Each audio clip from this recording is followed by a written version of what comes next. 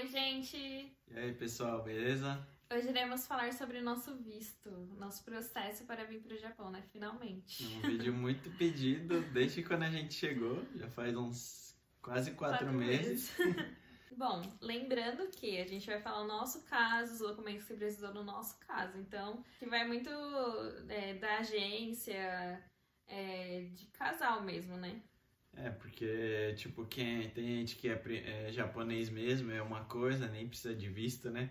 Quem é Nisei é outros documentos, quem é Sansei, quem é Yonsei. Quem precisa de elegibilidade, quem não precisa. Então, a gente vai falar o nosso caso e eu vou deixar aí um site que é o site específico do consulado, que lá você pode ver, eu sou Nisei, qual documento eu preciso? Já tem lá os documentos atualizados que você precisa, sabe? O Igor é Sansei, né, que é de terceira geração, então por isso que a gente conseguiu vir pro Japão. Como na pandemia começou a ter esse negócio de elegibilidade, a gente esperou meu cunhado ir, que ele veio ano passado. Sim. E ele precisaria ter 3 salários cheios aqui no Japão pra gente conseguir vir, pra ele ser o nosso garantidor. Aí a gente tava esperando esse tempo dele aqui pra dar entrada no nosso processo, só que enquanto isso o consulado abriu a exceção de não precisar, né, da elegibilidade mais. Mas já ia dar os 3 meses, sabe? Já ia dar os 3 salários cheios dele, mas aí foi, graças a Deus, o consulado liberou.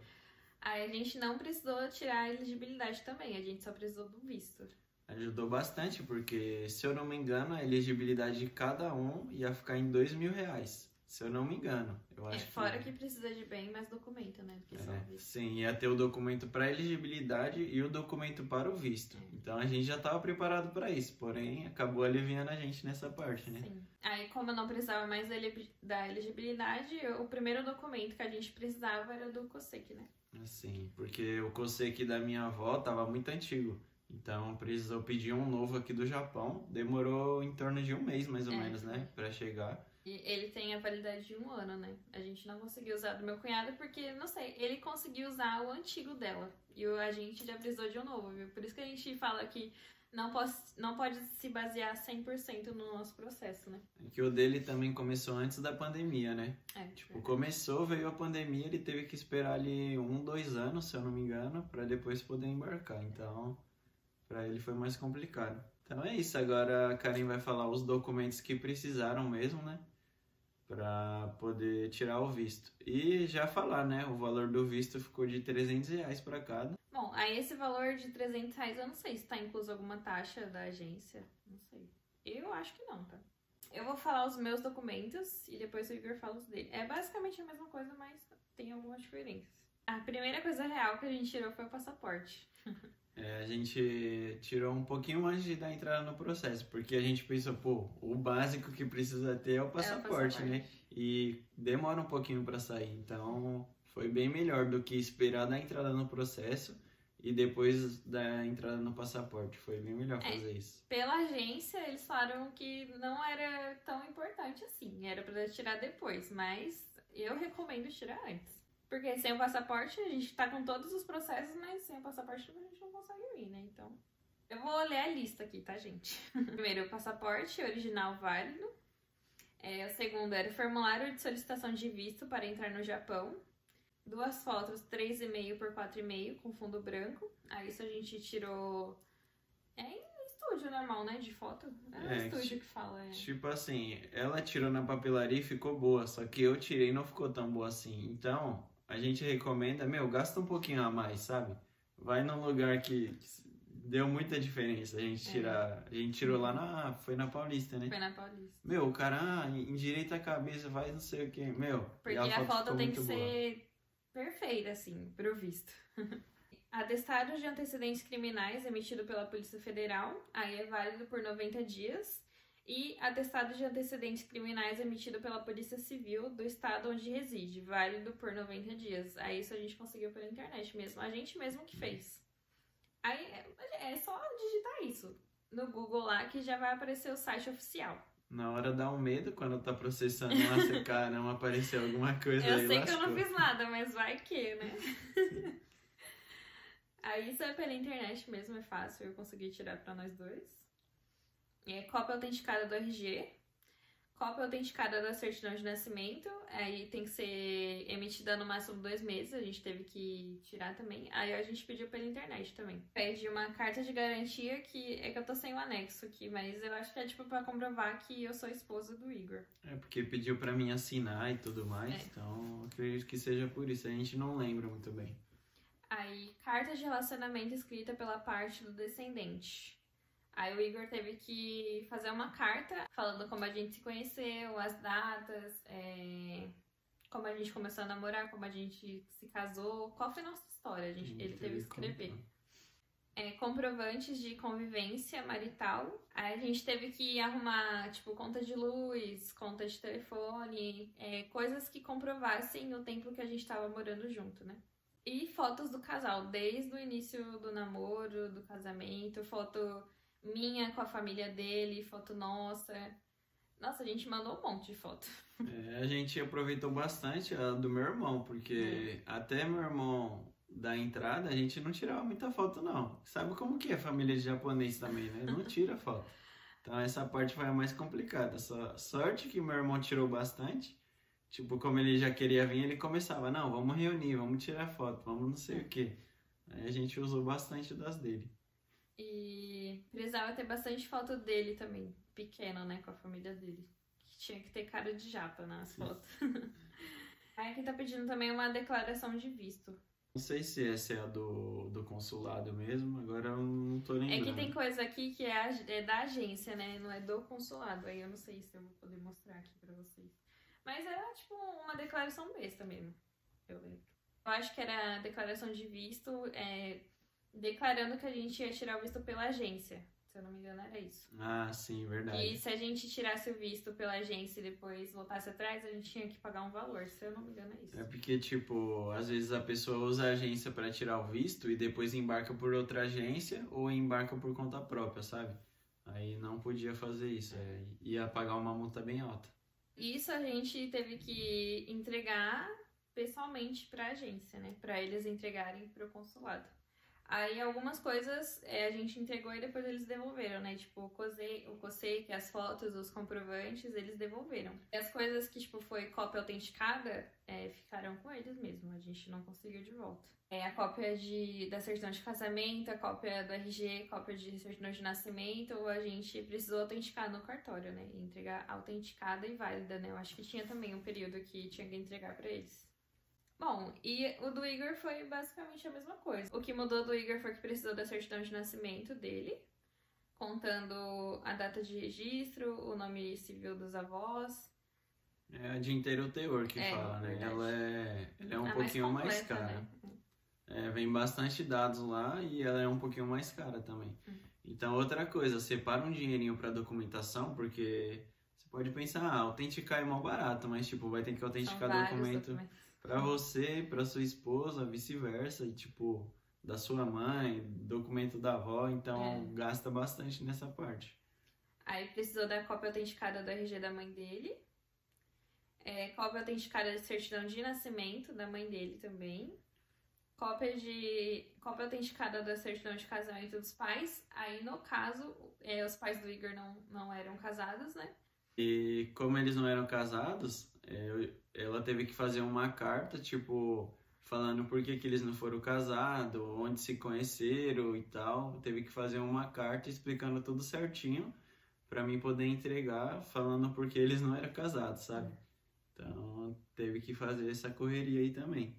Aí tá aqui, né? Igual eu falei pra vocês. Quando é mestiço, apresentar fotos desde a infância até os dias atuais com os parentes, principalmente com a parte do descendente, né? Igual eu falei, tem que ter as carinhas dos japas. Tem que ter muita foto. Tipo assim, a gente achou que o que a gente tinha não ia ser suficiente, mas parece que a gente tinha até a mais. Se eu não me engano, ela só pediu umas 10 fotos. Foi umas 10 fotos. Só que a gente mandou um pouquinho a mais pra garantir. Acho que a gente mandou, tipo, 10 fotos da família dele e 10 fotos nossas. E teve que fazer também o seguinte, tipo, um exemplo, se fosse uma foto aqui nossa agora, ia ter que escrever aqui do lado quem eu era da família e aqui do lado dela quem ela era. Tipo, meu irmão, minha mãe, minha avó, tinha que escrever... Em todas as fotos tinha que escrever o parentesco. Tipo, quando tá no processo, assim, falar bem a verdade é um pouco chato, porque tem que esperar documento, tem que fazer não sei o que, tem que ir lá autenticar, tem que ir no cartório. Putz, esqueceu um documento. É tem que ir verdade, não não tá na onde. lista, mas precisou do negócio da sua avó lá. Tipo, um registro dela no Brasil de que ela é estrangeira. RNE, se eu não me engano, Registro Nacional de Estrangeiro. Se eu não me engano, é isso. Por sorte, não precisava ser atualizado na época que a gente fez, senão a gente tava lascado. Que só faltava isso. E quanto mais a gente demora pra entregar o documento, mais demora o processo, né? Ó, eu tenho as datas aqui. Dia 4 de janeiro de 2023, ela mandou esse e-mail pedindo os documentos. Aí começou a correria. E detalhe, começou a correria, só que tipo, eu trabalhava 12 horas por dia, a Karen também trabalhava e chegava bem tarde em casa, né?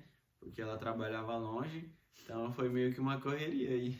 Quando ela foi dar entrada no visto mesmo, que a gente precisou fazer a transferência, foi dia 25 de janeiro. Aí tem até aqui, ó, os 2 vistos foi R$600, R$300 cada. E as cartas de relacionamento meu e do Igor e a carta de relacionamento da mãe dele e a certidão de nascimento. E a certidão de nascimento do Igor precisava ser traduzida. Então, pro japonês, no caso, né? Aí as cartas foi R$60 e a certidão de nascimento do Igor foi R$70. Então, o processo do visto mesmo foi R$790. Aí ela já informou, né, que a data do resultado estava prevista para o dia 25/4. E demorou certinho, quase certinho 3 meses. Se eu não me engano, o nosso visto saiu dia 17 de abril. É que, se eu não me engano, saiu dia 17, porém, até foi uma acertar semana de feriado, eu acho. Eu acho que foi uma semana de feriado. Aí até eles mandarem a resposta pra gente, eu acho que mandaram a resposta no dia, meu. É doido, aí o Karen chorou lá, eu fiquei mal emocionado, meu, foi uma mistura de sentimentos. Tem gente que tava nesse processo aí, porém ficava abrindo e fechando a fronteira entre os países. Tem gente que demorou muito, muito. Anos, né? Porque o visto, você tem que juntar os documentos no Brasil, ele vem pro Japão, depois ele volta pro Brasil. Então, tipo assim, é um processo demorado e o nosso foi teoricamente rápido, 3 meses. Tem gente que elegibilidade demorava, o visto demorava também, aí era pior ainda. Bom, voltando, né? A gente começou o processo mesmo em dezembro, que a gente pediu o primeiro documento, que era o COSEC, em dezembro. Aí demorou 1 mês, certinho, se eu não me engano, pra sair o COSEC. Aí a partir que saiu o COSEC, realmente começou o início do visto, né? Sim. Aí depois que saiu o visto... Bom, desde o início a gente tinha um emprego, né? Porque a gente sabia a empresa que a gente ia trabalhar, só que tinha algumas filiais que ele ia ver, tipo, quando saísse o visto, qual filial ia ter vaga, né? Aí depois saiu o visto que foi confirmado onde a gente ia ficar, né? É que tipo... Naquelas ainda, porque falavam que poderia mudar. É que tipo assim, a empreiteira, a gente vem para trabalhar pela empreiteira. Então, na hora de dar entrada no visto, vai estar o nome da empreiteira. Não vai estar tipo o nome da empresa lá no contrato, né? Então, beleza, tava o nome da empreiteira, então tinha essas opções pra gente, mas a gente podia cair em outro serviço também, um exemplo em autopeças. Mas as opções que ele deu foi umas 3 ou 4, né? E era uma em cada lugar do Japão. Tinha uma que era até bem perto de Tóquio, só que a gente pesquisou bem lá e achou melhor não, porque depois ia ser ruim vir pra região de Aichi, né? Onde a gente tá.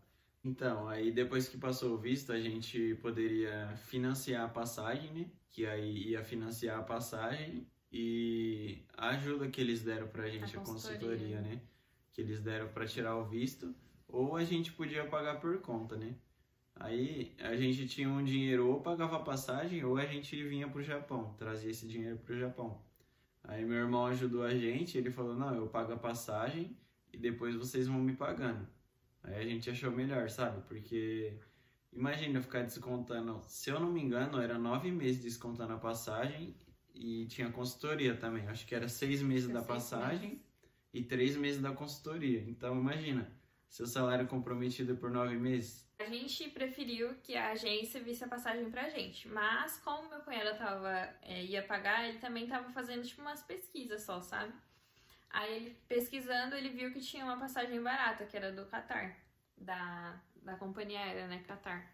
Aí a gente informou dessa passagem pra agência, né? Aí a agência conseguiu pegar essa passagem pra gente por eles mesmos, né? Mas foi difícil, né? Porque precisava da empreiteira ter o dia livre pra buscar a gente no aeroporto. A gente não queria atrapalhar um dos meus irmãos, que ele mora longe, e o outro ainda não tinha carro. Então a gente falou, não, vamos pela empreiteira mesmo, né? Um dia que eles estiverem disponível. Aí no fim acabou que deu certo, né? Coincidiu. Da empreiteira conseguir buscar a gente nesse dia, porque também tinha outras pessoas, né? Do mesmo voo e de voo diferente, mas que era ali próximo, né? O horário. Aí a gente pagou muito barato na passagem. Foi 9.800, né? Se eu não me engano, pros dois. Meu, tem gente que vem pro Japão, 2 passagens, paga tipo 15, 20 mil reais. Então tava muito barato mesmo. A gente deu sorte nessa questão, né? Foi basicamente isso, gente. Aí... Quando saiu, a gente conseguiu a passagem, a gente assinou mesmo o contrato com a agência, né? Falando dos valores. Aí a gente tinha que ter um garantidor também, né, pra gente. Aí precisou ser só um, né? Se a gente financiasse a passagem, se eu não me engano, teria que ser 2 pessoas, Só que como a gente financiou só a consultoria deles, aí precisou só de um pra mim e pra cá. Um casal, né? Um casal. É isso, eles fazem isso porque, tipo, vai que você não paga aqui, né? Só que é difícil você não pagar também, porque... Ou você chega no Japão e volta, né? Aí fica sim. a dívida também, né? Pra empreiteira. Basicamente, foi isso, né? Bom, é isso. O nosso processo começou realmente em dezembro e terminou em junho, que foi o mês que a gente chegou aqui, né? Foi uns 6, 7 meses. Aí tava pra acabar o contrato também, que a gente morava de aluguel no Brasil, né? Aí, se eu não me engano, o contrato acabou em maio. Aí no começo de maio, aí a gente se mudou pra casa da minha mãe. Aí ficamos lá mais ou menos um mês, né? E depois a gente veio. Um mês e pouco e depois a gente veio pra cá. Então, meio que, por mais que a gente tava muito ansioso, as coisas aconteceram do jeito que era pra ser, sabe? Tipo, saiu o visto, deu tempo da gente não quebrar o contrato com a imobiliária, que ela tem que pagar a multa. Então deu tempo de cumprir 1 ano certinho. E depois, graças a Deus, tinha lugar lá na casa da minha mãe, deu pra gente ficar lá. E depois vim pro Japão mais tranquilo, né? Esse foi os documentos que precisou no nosso processo. Em questão de valor que a gente trouxe pro Japão, eu fiz um vídeo referente a isso, vou deixar aí nos comentários. Aí nesse vídeo eu falo que eu acho importante trazer na mala e o valor que a gente trouxe também pra viver esses 2 meses, né? Que a gente fica sem o salário. E, separa um dinheiro bom também pra documentação, porque fora a documentação também teve... Não tava escrito, mas a gente precisou fazer uns exames também. Ah, é verdade. E esses exames saíram caro também, porque tem que fazer bastante exame. Se eu não me engano, era pra empreiteira, né? Exame de admissão mesmo, né? Exame admissional, né? E também outro detalhe, pra conseguir o emprego a gente não precisou fazer entrevista, né? A gente não chama até estranho. Acho que é mais de agência mesmo, né? Agência e empreiteira, né? Depende do serviço também. Tem uns que precisa fazer, outros não. Acho que é isso, gente. Quem quiser saber o nome da agência e da empreiteira, a gente responde lá no Instagram. Chama a gente lá. Eu quanto o Igor, tanto faz. Se tiverem mais alguma dúvida, pode deixar aí nos comentários. E é isso, gente. Espero que vocês tenham gostado do vídeo. Espero que ajude vocês também. Venham para o Japão, venham. Sem medo. Sem medo. Bom, com medo, né? No caso. A gente vem com medo mesmo. Não pode deixar que o medo afete as nossas escolhas da vida, né? Que é isso, hein? Geralmente eu que sou filósofo, tá vendo, né? Tô convertendo ela pra